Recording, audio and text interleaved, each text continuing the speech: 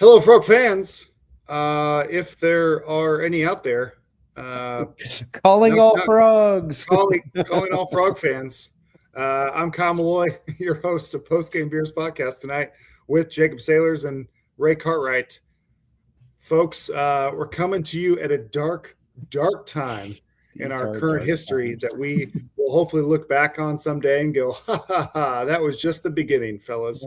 Yeah. We might have more Oklahoma State viewers tonight than we do TCU. Welcome, Pokes, if you're joining us. Go ahead and smash that like and subscribe button while you're here. We officially renamed to Poke Game Beers. Poke Game Beers.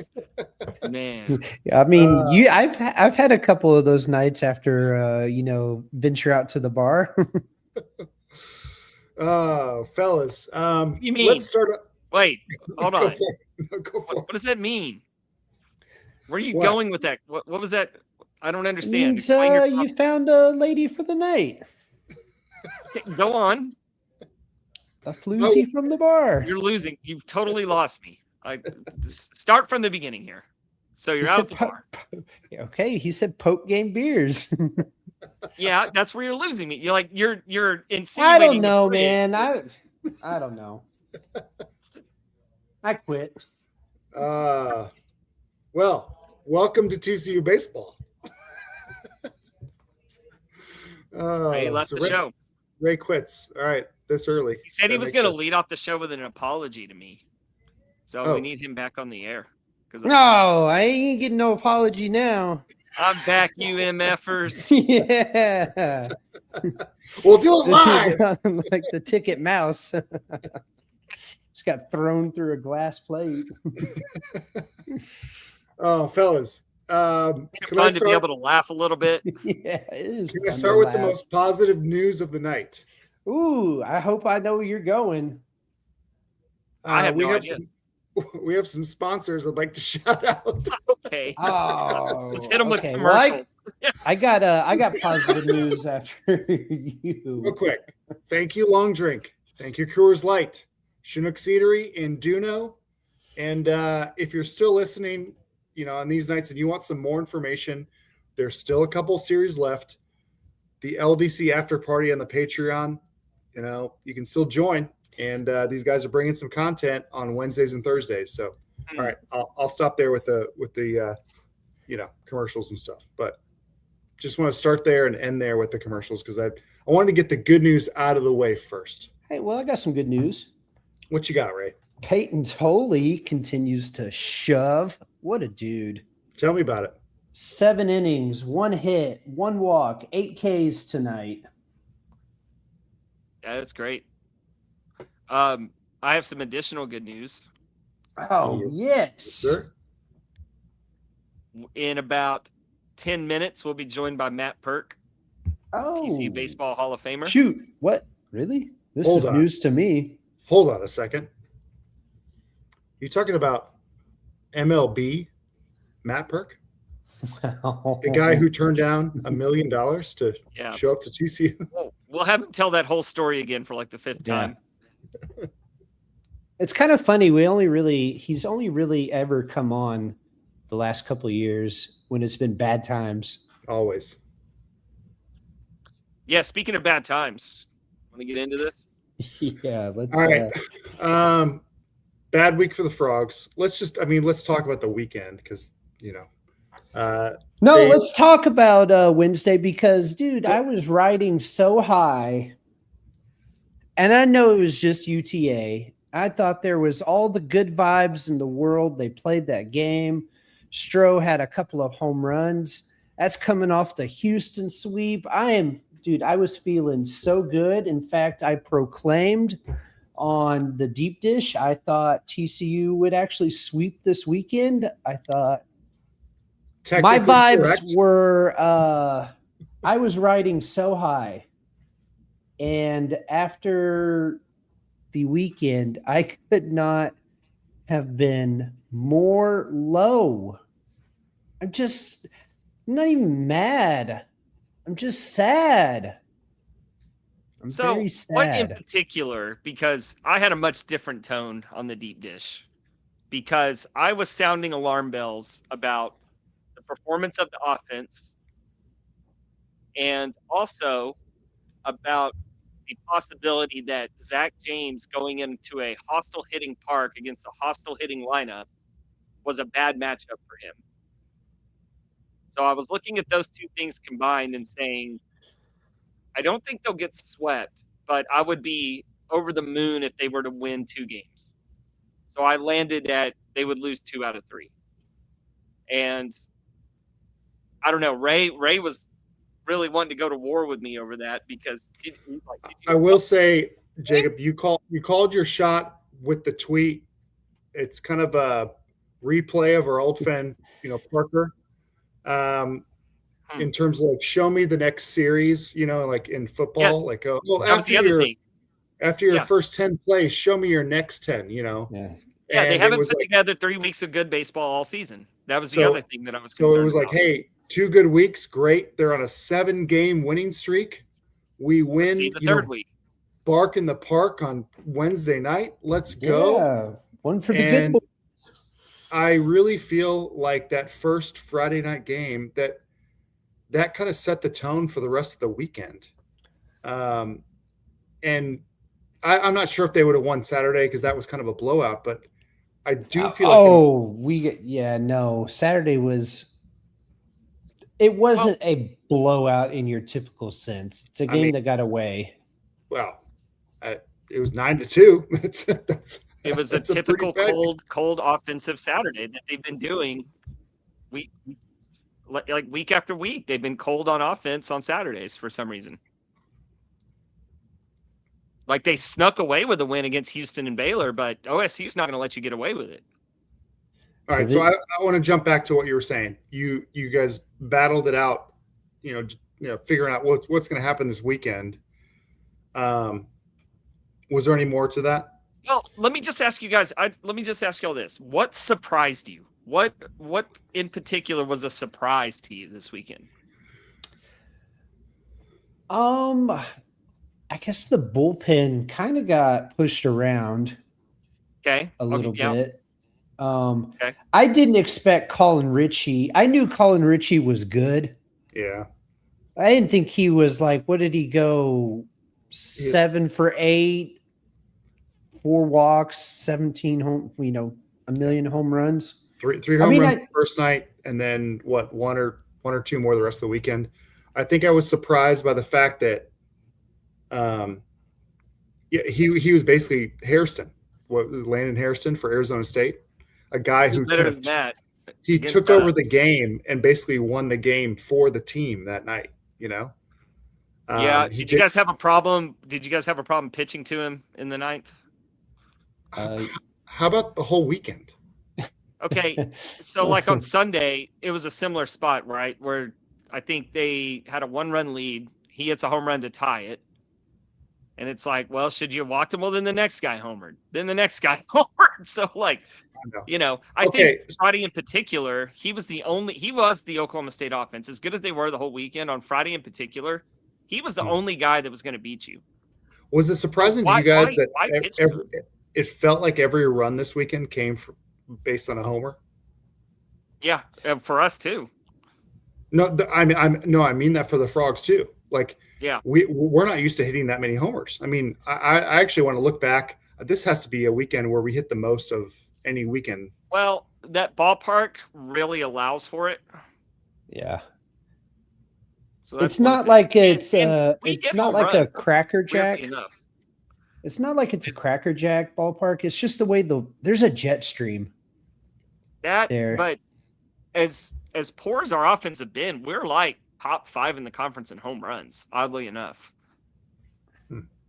So you kind of saw that play out this weekend. If we were going to score, it was going to be on a home run ball. We really weren't scoring any other way. We fell 1 home run short on Friday and 1 home run short on Sunday. Yeah. Well, Sunday's a different story. Yeah. I don't necessarily want to jump to, recapping games and stuff, but the fact that, so here's what I'm talking about. They were up 8-1 and they lost 10-11. The biggest deficit in terms of losing all season by, I think even the announcer said this. They were like, hey, the Frogs have never lost by more than 3. And that was on Friday night, and I realized Kirk wasn't there. We're jumping past, or what do you call it? We're just hopping around. Yeah, we're messing We're around. just skipping around. He gets kicked out on Saturday, didn't get the game on Sunday, but I'm not sure if that would have made a difference, honestly. I don't know. I think that could have made a difference in one aspect. Go for it. Why did they leave Noah Franco out there so long? That was crazy to me. I mean, even in the inning where Like he got the double play. Yeah, where he wiggled off. Why is he back out there the next inning? Hey, I have a conspiracy theory. Can I throw this out there? Are they putting Noah and Stroh specifically in specific positions to just put tape out there for the draft? More so Sawyer than Noah. Okay. So for example, I can't remember when this was. I felt like it was an unimportant time in the game, but Stroh stole a base.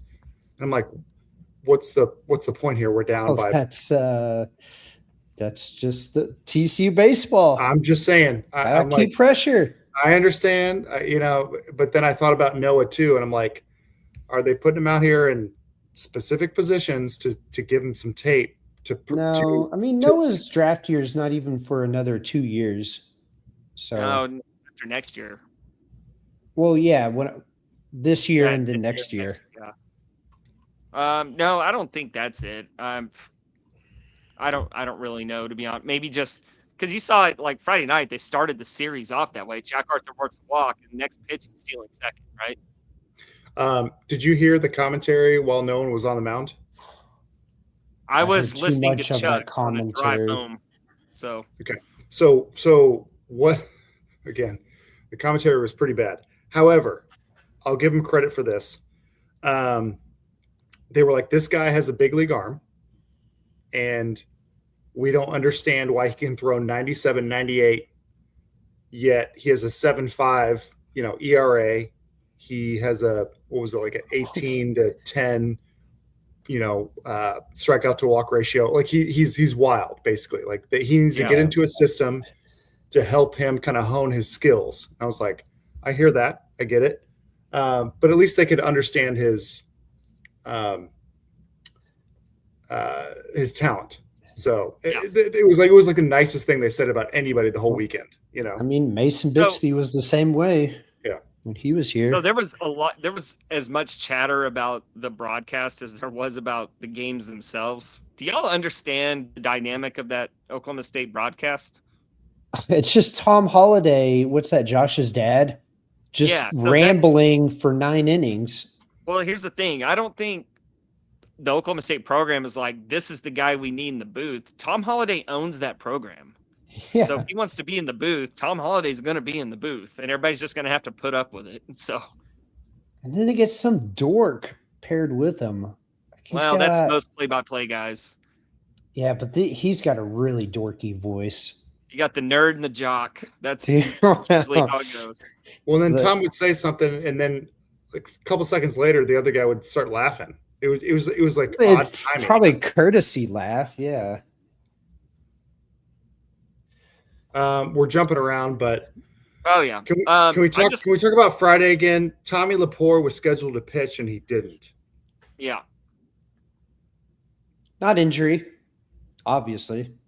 Yeah. I think most followers would understand there was something going on, with his. He missed a breakfast. Like, we don't have to. This is not the freaking nuclear codes here. He missed a breakfast. Okay. So again, I understood he comes in on Saturday, doesn't have a great outing. However, that could have been different on Friday had he started. And that was my point. Potentially, yes. It's potential. I'm not saying he would have. I'm saying he could have. No, But I also am more focused on the things that actually did happen in the game, such as getting thrown out on the bases. When you had a runner on third and nobody out in the first inning, you could have jumped out to an early lead. and you don't Yeah. score a run. I Common look theme. at two errors on bunts, Yeah. and PFP. then pitching to the one guy who has done all the damage the entire night. Like I forget who the guy was on deck behind Richie. He's not bad. He's a good hitter. Well, But he hit I would've his been share of fine. home runs too. He did. But I would have been fine if he would have beat us, not the guy who's already hit like 3 home runs in the game. I think that's the one question home I runs would and have a loved double. to ask the coaching staff is like, what was the Well- philosophy behind Well, continuing to Dude, they did it Why on don't we Saturday. bring on a pitcher and ask him? Let's ask him if he would have pitched to Well, Colin. ask him, like they did the exact same thing on Saturday where they walked Richie and the guy behind him popped right up. They got out of the inning. True. Yeah. I mean, you don't know. Let's instead of us speculating, let's Yeah. bring on somebody who knows the Let's- answer.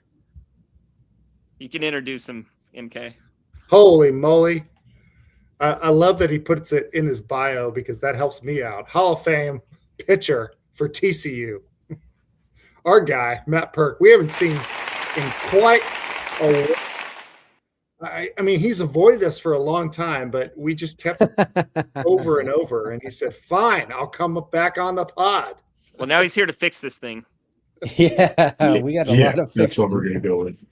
That's what we're gonna go with. What we're doing No. right now, Matt, is we've got 2 series left, and we're trying to figure out how can they still host a regional. Why, Come on. MK? Let's not. I want to know if he would have pitched to Richie in the 9th inning on Friday. There you go. That's where we're at. Nope. Let somebody else beat you. Yeah. Okay. Somebody else Wanna make beat sure I you. wasn't I mean, crazy. it's just, So yeah, I mean, it just comes down to it's like you look at a game. It's like, okay, when you get into the back end of the game, it's like who can do the most damage against you, and it's like, all right, if this guy's identified as that guy, and we have an opportunity to try to go after the one behind him, you know, I mean, it's no question, right? It's like if the outcome is he kills us, the game's over, or we pitch to the next guy and we take our chances. I'm gonna take my chances. You know, we private school baseball right now. Grady Emerson's at Fort Worth Christian. He gets walked a lot when he plays Southwest Christian. It's like, sorry, bud, the guy behind you's not going in the first round. He's not 1-1 or Uh-huh. 1-2. Uh-huh. So real quick though, this is a coaching decision, correct? It's not a pitcher's decision because they're pitching to the guy that's at the plate, right? Yeah, it's gonna be the coach's decision if you're gonna put him on or not. And it's just that comes down to that call. You know, no pitcher, especially not in college now, professionally, you can do it if you want, but no pitcher, no college pitcher is gonna say, hey, we're gonna put him on. Okay. And that's coming from the dugout. So that was them just going, hey, we're gonna take our chances, and backfired. But at this point in the season, you would want to think like if every game is that much, you know, more valuable, like why not, you know, take the opportunity to face the guy behind him versus the guy that you feel like is going to be the most impactful from their lineup. All right. So, do we want to talk about the rest of the season outlook, or can we move on from? Is there anything from Oklahoma State we want to cover? I think there's still I mean, we haven't talked about Kirk's ejection That's true. at all. Actually, we haven't. You're right. And the BS surrounding that call, like, I don't know. Like, obviously, bullshit call. But Absolutely. after that, kind of a BS response from the team after that. Usually that fires your boys up, right? And they just tucked tail and ran into the night after that. Fired one team up. Can I? Yeah. I need to make another point about this weekend as a whole, and then I'll lead it into what we're talking about. I was definitely way more frustrated with the Arizona series because it was a way worse team at home, and they looked flat. They didn't have any energy. I didn't notice an energy problem this weekend. No.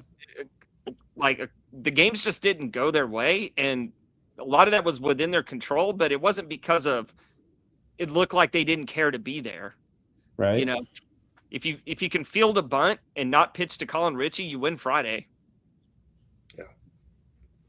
Now, Saturday got a little loopy. It got away from them, but I expect them to have a cold offensive game at least once a weekend. That's just what they've shown over the course of the season. And Sunday was a wacky game where, whatever. But the Kirk ejection, like TCU fans are celebrating it as like this symbolic beacon of courage. And I see that, but it's also tied to a weekend where you got swept. Yeah. So Well, it only went viral because you have to walk to left field. Like if there was another option, he would have taken the other option, but you have to walk across the field. So like right. National attention to it is just the fact that he had to walk all the way to left field, which is literally the only way out of that stadium. Like So, that's not like I was actually wondering about that. I was like, I assume that was the case, that there was not. It's the only way. Okay. It's the only way to get out of that stadium. Like you cannot get out of there unless you go that direction and you take that long. So it's like you would like to think, when you compare it to like other notable ejections, it's not that he did that on purpose. It's funny because the fans even looked like they were confused. They're like, why is this guy walking across the field? And like they had never seen it before. So obviously they don't have a lot of guys thrown out. But that ejection, I just want to say, TCU baseball, it doesn't come up in a lot of conversations in my life in terms of people that I'm around. Obviously, I'm around Fort Worth and I'm around people who like TCU, but baseball is a niche sport, right? People either like it or they don't follow it. And this came up quite a bit over the last weekend at Perk, game on. I'm there with our kids, like doing volleyball and stuff. And like, wait, what happened to Kirk? Why did he get thrown out? And tell me what's going on. And I'm like, you don't care about TCU baseball at all, but they want to know what happened because it's on ESPN, it's on Instagram videos. Like you said, it's gone viral. So I understand what you're saying. It's the only way out, but he did kind of make a spectacle of it, like walking out with the bat. Well, as well he should. My theory was that I'm going to make this go viral so everybody can see how bad the call was, but nobody's showing the actual call that got him ejected. Yeah. No, they cut that part of the clip out. Context matters. Well, even our, I love John Boy because of the way that he, talks through a series of like what's going on, but they just reposted it. He didn't talk through the issue. He just reposted the video of him getting thrown out. Like, oh, you missed the whole point, That's kind of his deal, is to provide context, isn't it? Yeah. Oh. So, but I think when you look at it like an ejection, like, you talk about like you want to see it like uplift the team. But I think everything that's happened to this point, that team can find it from that, if that makes sense. Like it's different if it's a group where it's like really, like, I don't know, just feels like the year hasn't warranted that type of reaction from this team, even though you would expect it, if that makes sense. Yeah. So what are your overall thoughts on the season so far? Sad. Just sad.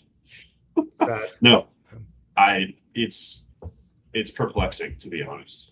It doesn't make a lot of sense. Because you've been in those locker rooms, you kind of have an understanding of the dynamics. And is there anything out to you like, from my experience, this is a problem?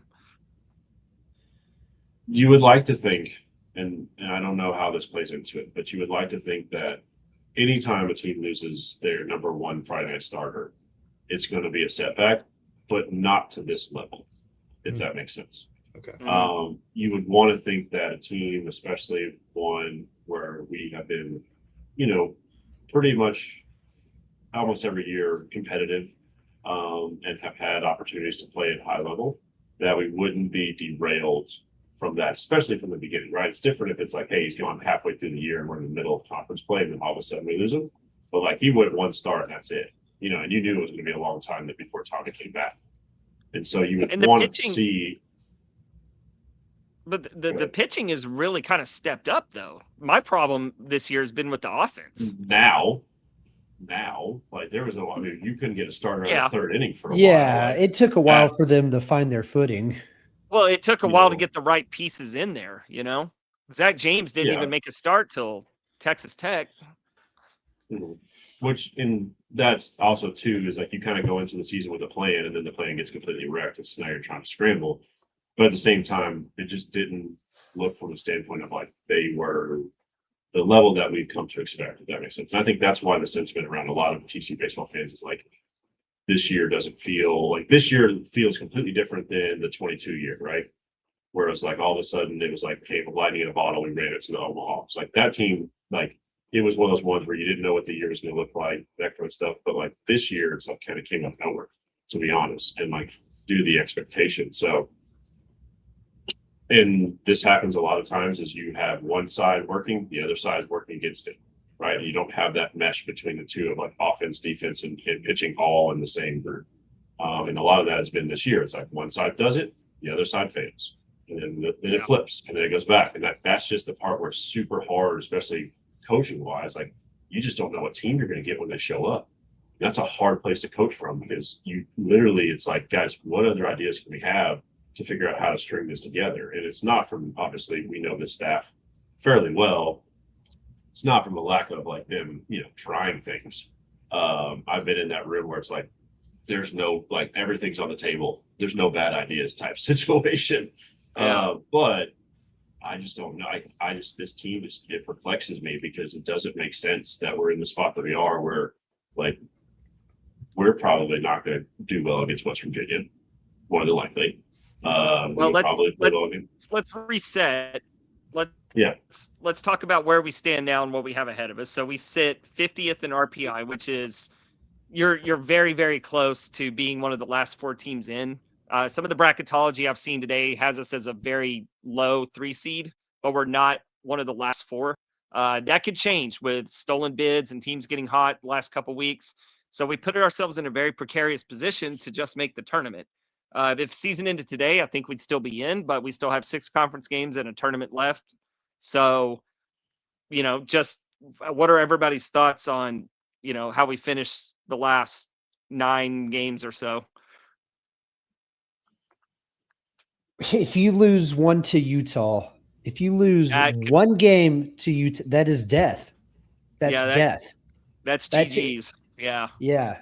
You can't. You've got to sweep Utah. Okay, so let's assume that they sweep Utah. Do you have to win a game at West Virginia to, keep the hope alive? I really think you got to not get swept. Yeah. Yeah. Just to stay on the bubble, right? If you want to be pretty much safely in, they're not going to make a 2 seed or anything like that. That's done. But it's funny. What's our new friend? Win 5 out of your last 6. I think you're safely in.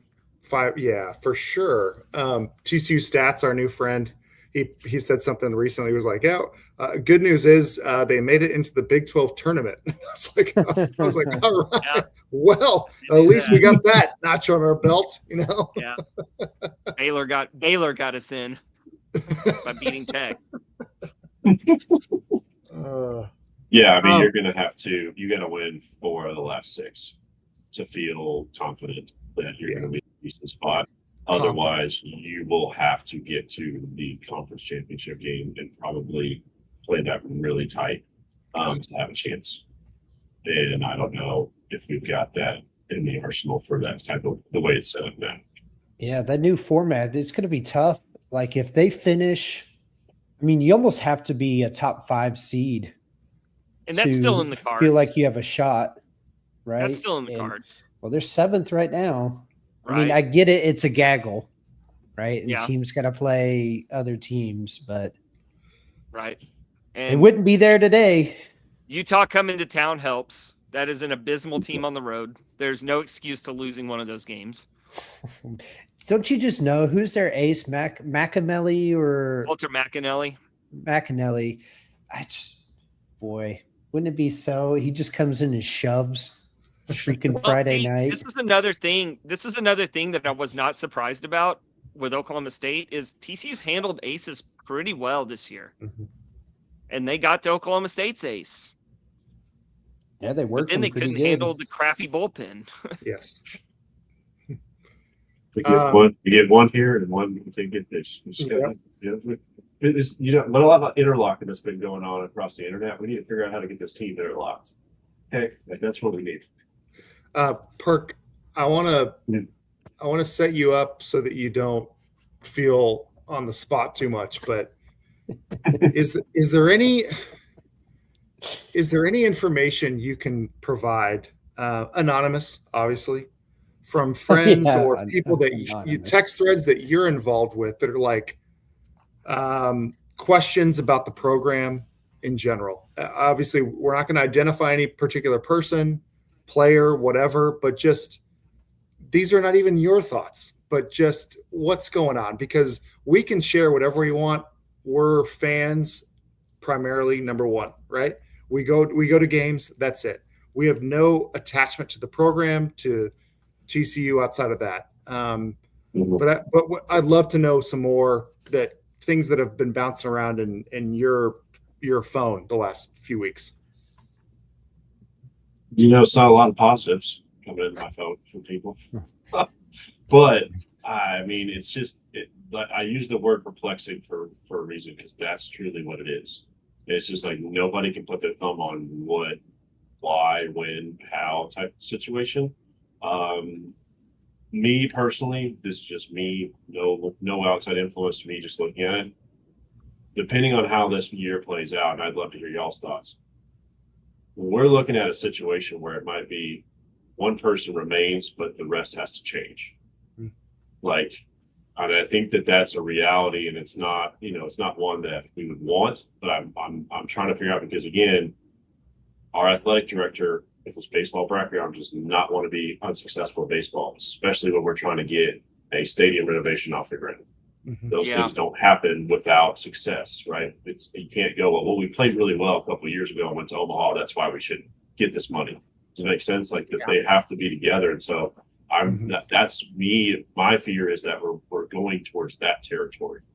And so I think there still needs to be changes regardless how it pans out. But I'm just sitting there going, I don't know a scenario where you don't end up potentially with a full clean house outside of Kirk, and not from the fact that they can succeed. It's just a matter of, like, I don't know if the athletic director can have the patience. I think I completely agree with you, and I'll take it a step further. If they miss the tournament, who would consider Kirk's job safe?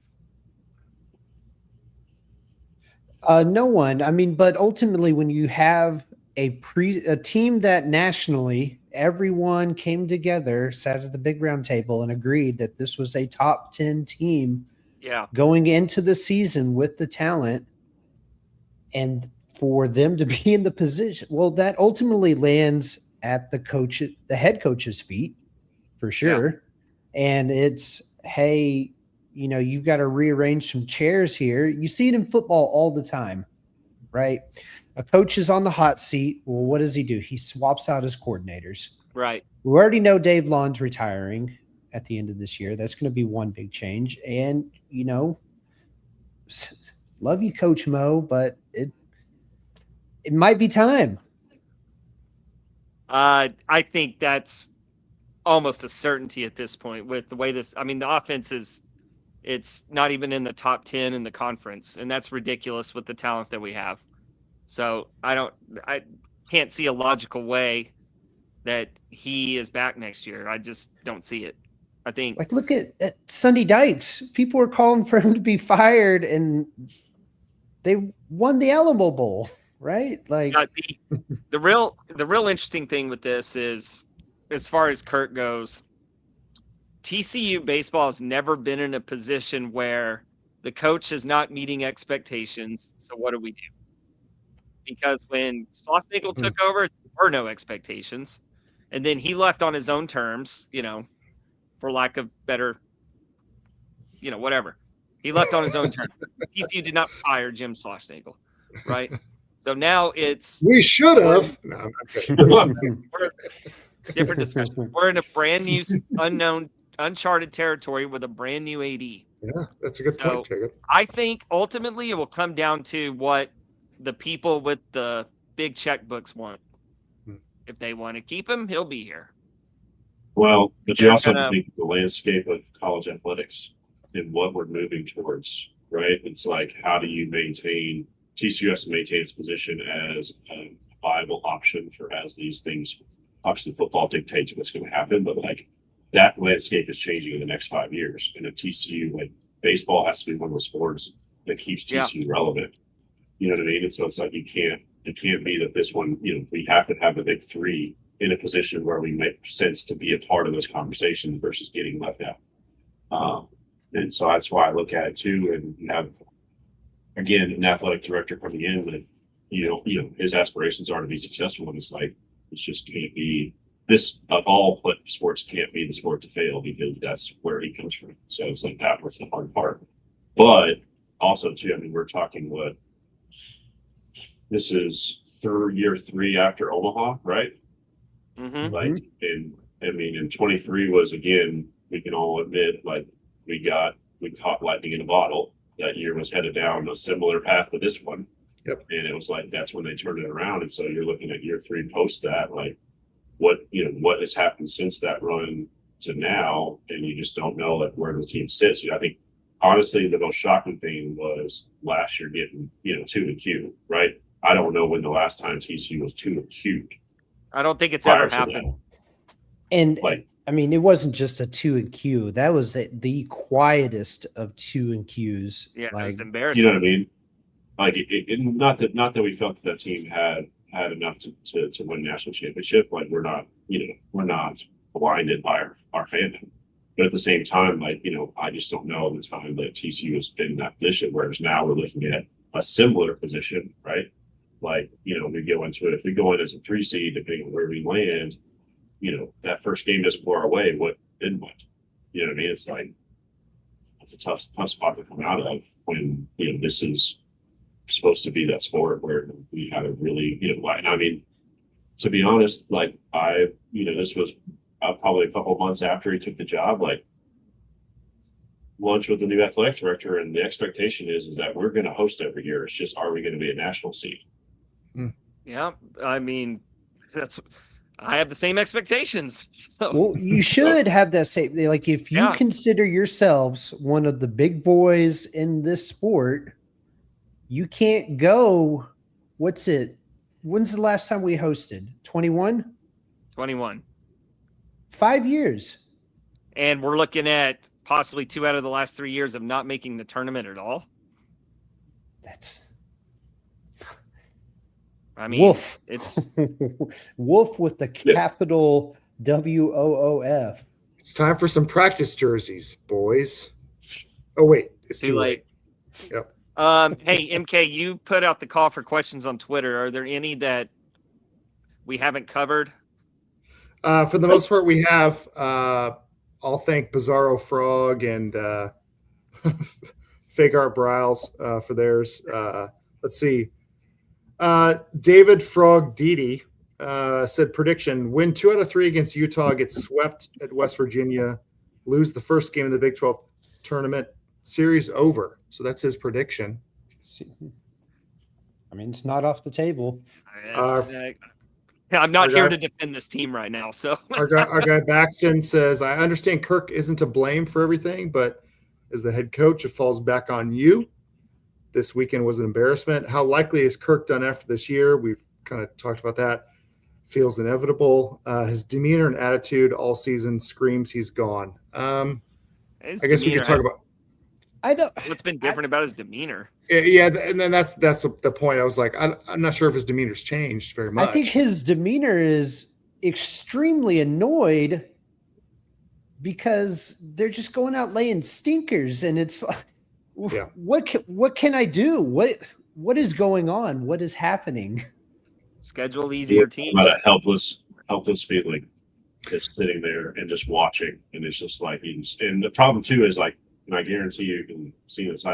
I guarantee you practice doesn't look like that. That's the thing, is I guarantee you that it doesn't look like that when they're on the field working out, doing their stuff. And it's just like whatever transpires from those games into these, it's like that's the the part of being a coach is like so helpless, where it's like, man, there's literally nothing I can do to change what's going on with you. But like at the same time, it's like you're held responsible, which again, you accept the responsibility by taking the job, and everyone knows it and stuff like that. But at the same time, it's like some things are outside of your control. Now, what I will say is inside your control is who's in your program.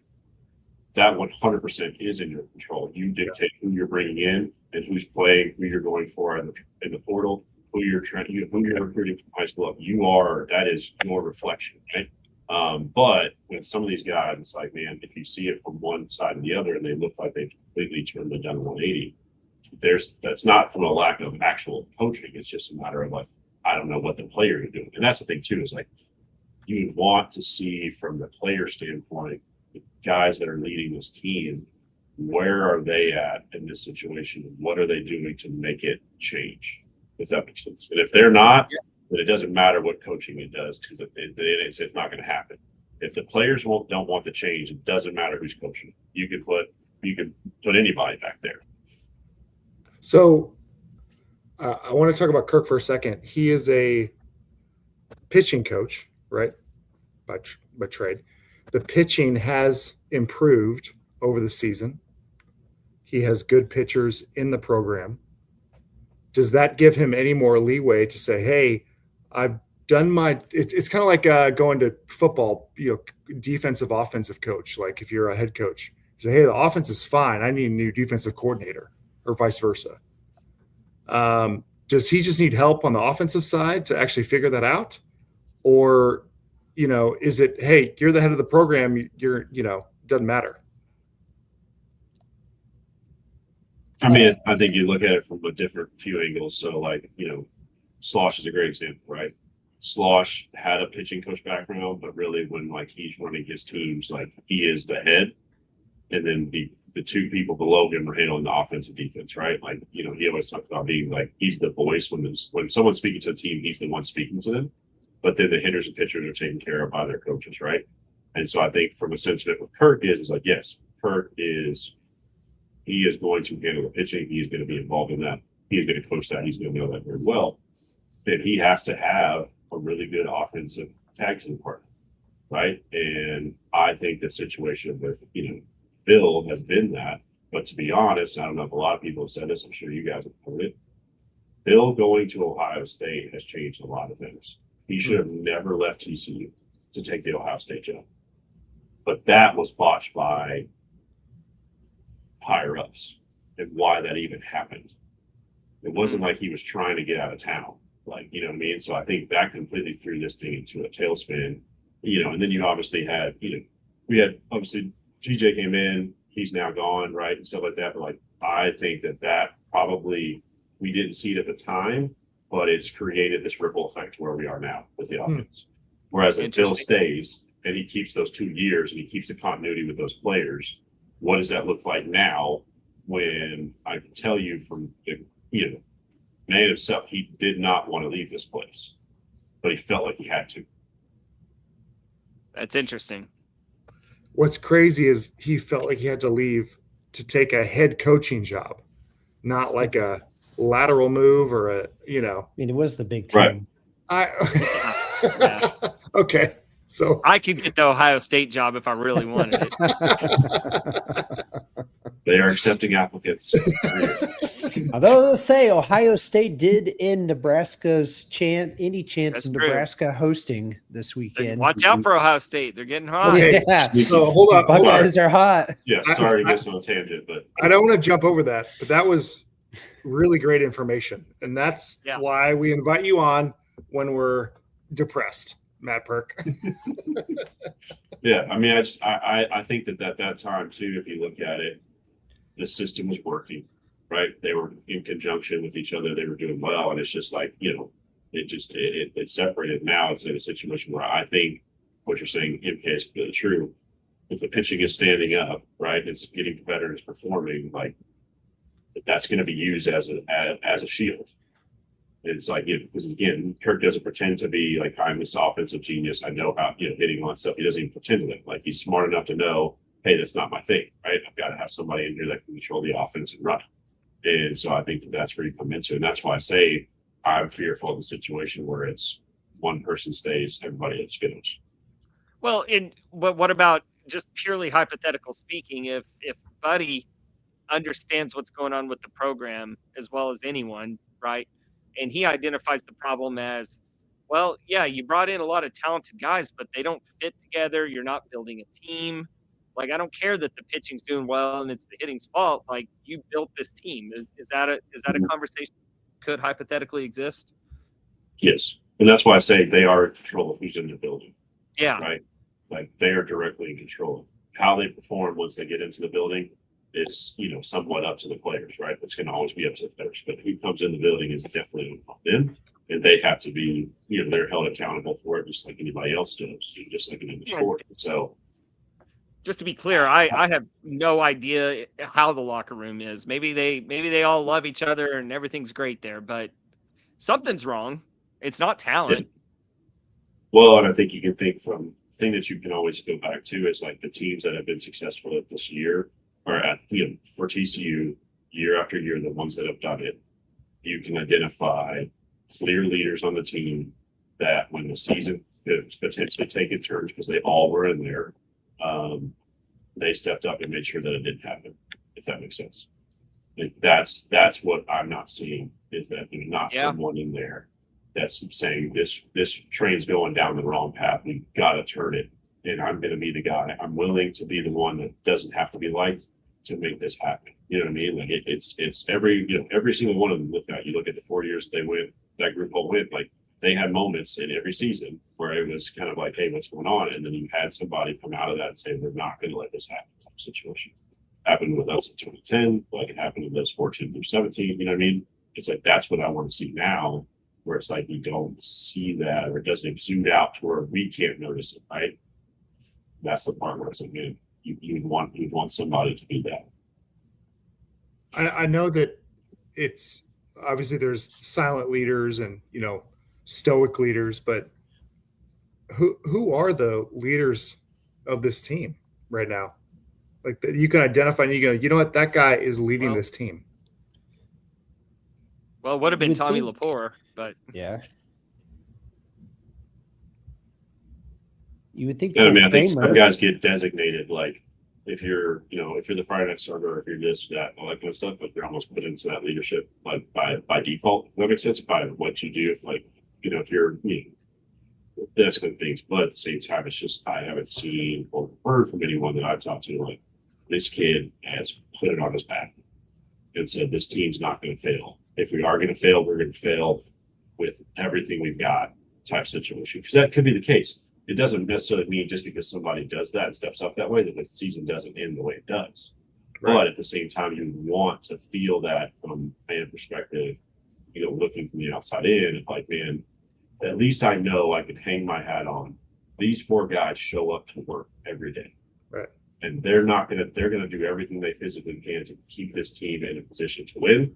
And it just feels like it's just not quite there. I don't know, obviously know exactly why or how, but you just don't feel that this year as you have in million years. And that's the part where that's why I say it's perplexing. It's just like, man, for a team that was for as highly touted as they were coming in, it can't just be that a Friday night guy would have in week 1. No, it can't be the answer.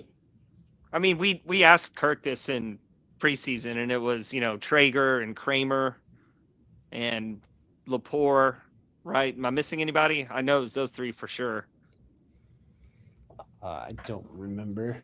I mean, but to Perk's point, I mean, kind of Traeger's tried doing that the last couple of weeks. I mean, he's can't do it all himself, but he's swung the bat pretty good. Yeah. He showed up. I don't know, man.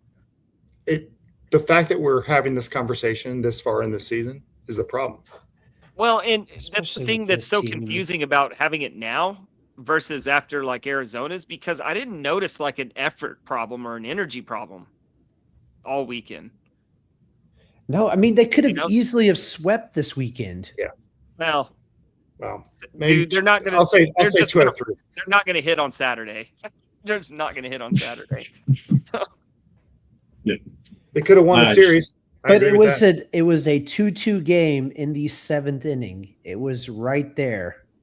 I mean, even if we avoid the sweep, and let's say you take a tough loss on Friday, and then Saturday your offense goes quiet, and then Sunday you come back and you salvage the series, they would be sitting at like 43 in RPI. They'd be just fine. Mm-hmm. And we probably would be having this conversation. Yeah, this podcast would be a lot different. We'd we would be just playing out, okay, here's a scenario. We might be able to get to a 2. Depending on how it's just like now, it's like, can we hang on to a 3?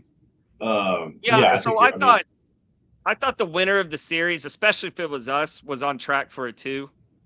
But I didn't see either team sweeping. That was not in my range of outcomes. I mean, I would like to know like how many times since we joined the Big 12, how many times that we've actually like both teams have, there's been sweeps. You know what I mean? Like it usually feels like one is always gone. At least the team has got one. It really hasn't ever been, the sweeps and stuff like that. But Right. I think the sentiment of this time of year is because now the reality has come full circle of the next 6 ball games can dramatically change the season to the point of we go into Arizona knowing if we do not win, we do not play it. Like that's the part where it's like now that's why the conversation's happening. Because 2 weeks ago we're not thinking that way. And it's like, but now it's like, man, this is on the precipice. Like Ray said, you lose one to Utah. Everything there's no guarantees of anything. It's now you're really talking about looking ahead to next year and who's going to be in that dugout if we lose to Utah, because you're not, unless you win the Big 12 tournament, you're not getting in. It's true. I would like to pose the question though, if we make a pivot, like hypothetically, a pivot, who's the person?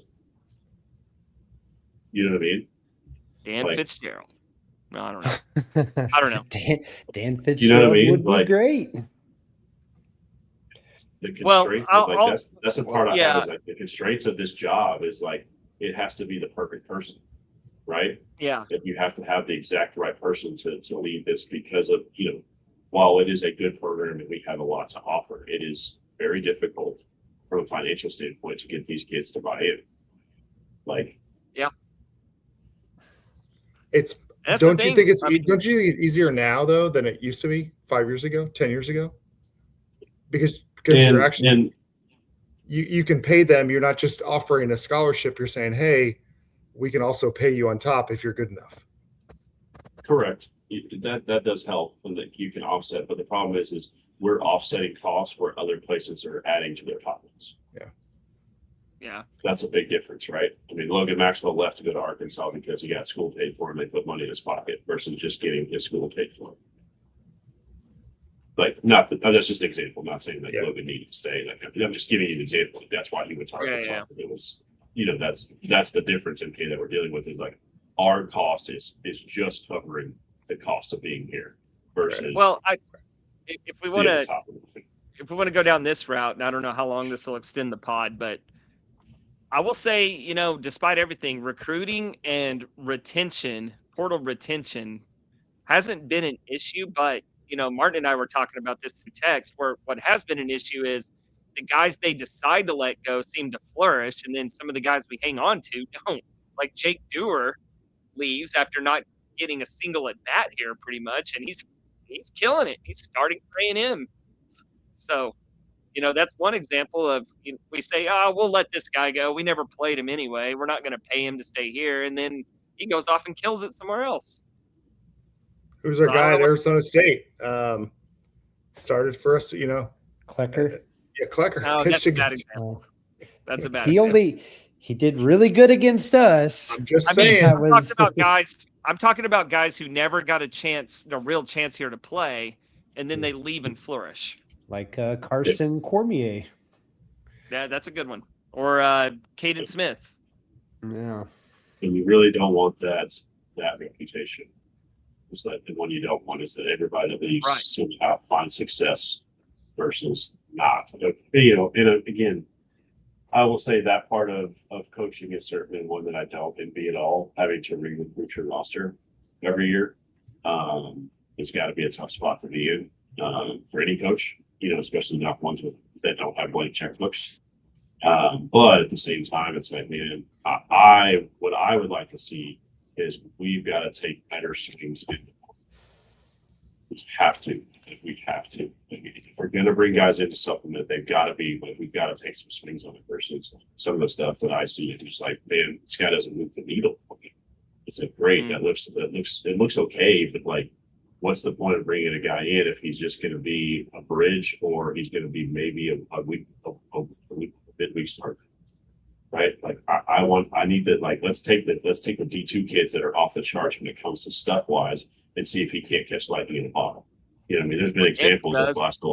Well, yeah, Kansas and West Virginia have had some pretty good success at doing that. Yeah. So There's been examples across the last 4 years that I know of for sure of guys that were in there that were talked about that never got the opportunity or weren't pursued enough or pursued at all that ended up going to other places and having a ton of success. And it was literally just, hey, I don't like this, or hey, we don't know how it's like some of this. That's the part that I feel like has got to change. It's like the thought process behind the portal. Like, what are we actually identifying as what we want to bring in versus like, you know, we tend to find a consistency with, well, if they were a starter in this conference or if they were a starter over here, that's good enough for us. And well, if they were good, they would still be there. If they wouldn't be in the portal. You know what I mean? Like just because they started there, it's like they wouldn't be in the portal if they were good because the team wouldn't want them to leave. But I'm looking at the guy like, hey, who's the mid-major guy? Who's the guy in D2 that's off the charts when it comes to stuff? Let's get that guy around. Like, it's not like he's going to say no. Like, that's what I'm saying is if you're giving him an opportunity at TCU, like, that's probably, you know, coming from that kind of situation, they're going to say yes more than likely. And let's see what's happened there. Well, Perk, I'd like to kind of piggyback off of your hypothetical, and because I keep having this thought that's especially crept up, especially over the weekend, that maybe it is time for just a clean break from the Schloss era. You have a new AD, you know, maybe I'm just thinking, who is it going to, that's the thing, who's it going to be as far as like, who's out there that could come in and do this job the right way? Well, that'd be the interesting thing because, I mean, this would be Buddy's if, like, he goes this route. This would be his first big hire at TCU. Yep. So you would think he'd want to kind of, you know, not make a splash, you know, the right splash, but kind of a splashy hire. just because we can't identify a specific person that has ties to TCU doesn't mean it's the wrong move. You know? Oh no, I don't Right. think, and I don't think someone with ties to TCU is the next head coach of this team. To be honest, like, I don't think it's somebody tied to TCU in any way. If I'm being completely honest, I really don't. I think it's going to be somebody outside the program that would have not been, player, coach, anything tied to it. I think that's really where, if you're going to move on, I think that's where you're going to have to go to a certain extent. But it's just the landscape being, again, the challenges that come with it. If that's the tough part, where it's like, man, I just don't. I'm thinking, Ray, I think you're right on with it. I'm thinking the situation is like the natural progression of things is usually typically the head coach will stay and they have to change everything else Right. first before you get to the full wholesale switch. And I'm completely okay with that. Like, whether Kirk's here or not here next year, I'm okay with. Definitely have to change some parts. And I'd be interested to see who Kirk brings in because, the track record, at least offensively, hasn't been that great when you think about TJ Bruce firing off tweets in the dugout, getting mad about every little thing, right? Well, okay, hold on. One thing I loved about TJ is we could tweet about him and he'd be like, I'll jump on the pod right now, you mother. Yeah. First, just He was very would. fun. He's ready for the smoke. He's ready for the smoke. TJ Yeah. Bruce loves some TJ Bruce. Hey, Perk, really appreciate you jumping on. This was actually therapeutic for us, as always. I feel like it's a joke at this point that we ask you on, whenever we're losing, but it helps us to talk about stuff and to understand it. And despite the fact that you stepped away from the program for a couple of years, you still have an inside knowledge that we don't. So thank you for coming on tonight. We really appreciate it. Thank you to Travis and Sydney on the chat. I know you guys have asked a lot of questions and your comments have made me laugh throughout. I'm sorry that we haven't thrown more out there, but we're going to end the pod and we got Utah, this weekend, Friday through Sunday. Pack Lupton, baby. Better win. Better win all three. Please don't lose. Yeah, please. How about that? Hashtag, please don't lose. Go Frogs. Frog. Go Frogs. Thanks, Perk.